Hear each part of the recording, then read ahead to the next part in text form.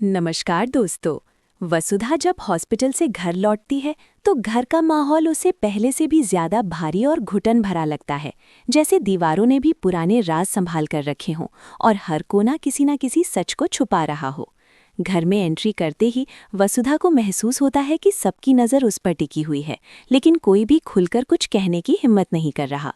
देव जानबूझकर वसुधा को अपने कमरे में ले जाता है और दरवाज़ा बंद कर देता है ताकि वो उसे थोड़ा सा सुकून दे सके।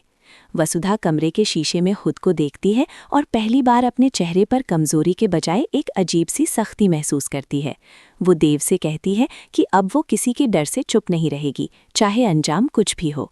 देव उसकी बात सुनकर उसका हाथ पकड़ लेता है और वादा करता है कि इस बार वो वसुधा के साथ खड़ा रहेगा, सिर्फ प्यार के लिए नहीं बल्कि सच के लिए भी। इसी रात घर के एक कोने में कोई चुपके से फ़ोन पर बात करता हुआ नजर आता है और कहता है कि वो दोनों घर आ चुके हैं, अब नेक्स्ट स्टेप शुरू कर सकते हैं। ये बात सुनते ही सस्पेंस और गहरा हो जाता है। वसुधा को नींद नहीं आती और वो रात भर अपने होने वाले बच्चे से बातें करती रहती है, जैसे उसे हौसला दे रही हो कि जो भी हो वो सच के साथ खड़ी रहेगी। सुबह के वक्त देव को प्राइवेट इन्वेस्टिगेटर का फ़ोन आता है, जिसमें वो बताता है कि उस अनजान औरत का कनेक्शन इसी घर से जुड़ा हुआ है। ये सुनकर देव के पैरों तले ज़मीन खिसक जाती है।